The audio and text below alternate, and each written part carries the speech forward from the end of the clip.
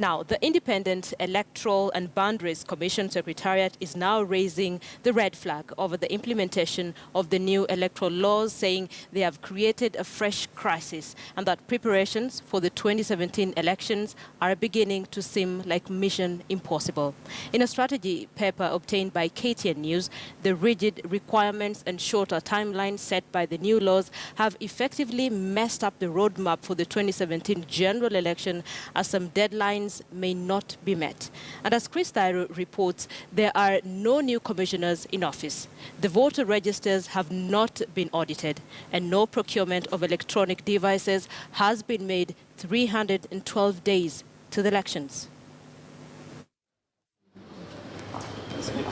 As the talks between the government and IEBC commissioners over the send-off package were postponed to Friday, the IEBC secretariat has already started poking holes in the two electoral laws that were drafted by the Joint Parliamentary Select Committee and which come into effect on the 4th of October. According to a strategy paper on the implications of the laws obtained by KTN News, the IEBC's first concern is the amendment that no polling station can have more than 500 voters.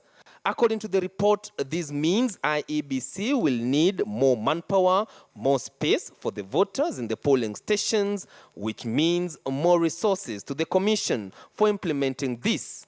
Funds that they had not initially factored in their budget that they presented to Parliament.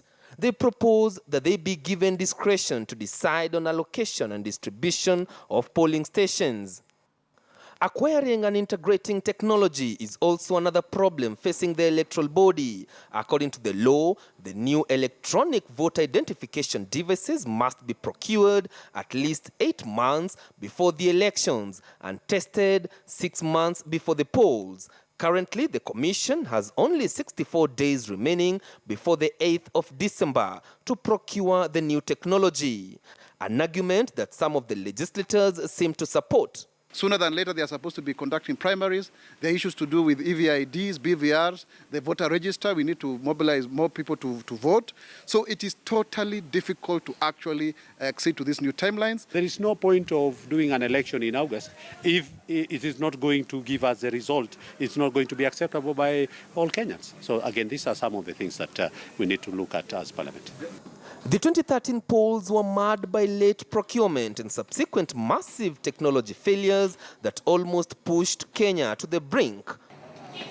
The audit of all voter registers, as demanded by the new laws, is also yet to kick off. The Commission has suspended its inspection of the voter register set for this month. Instead, it is preparing for an audit of the voter register by an independent firm, as now required by the Election Laws Amendment Act 2016. The process of procuring such services, according to the document, is long and tedious and is yet to start. The Cligara report, which is a very crucial, important report, had said that we cannot have even commissioners 2 years before the election. These are some of the things that we are overlooking. If we say let's increase their days and what have you, there will be a lot of suspicion. So let's walk through, and if things sees that it cannot be done, then the whole country will witness it. The new law also fails to provide timelines for resolving disputes arising from party nominations. According to the report, the electoral body is not comfortable handling party primaries, yet the new law does not provide for the no-option answer upon request by political parties. The Commission will rather focus on the general election given the limited time available.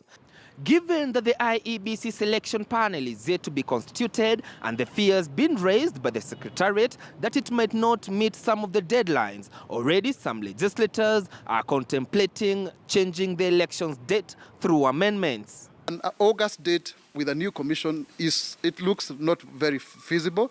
I know it will be a matter of contestation because then people will start saying, oh, we are doing this because we want to extend the power. There is a possibility, yes, that the election might be pushed. And now we'll get another hurdle from the Kenyans. They have categorically put it very clearly, not a single day do they want to see the election date being pushed. The Commission now wants some amendments effected to make the new electoral laws realistic. It also requires additional resources to cater for new processes and requirements. Chris Thairu, KTN News. The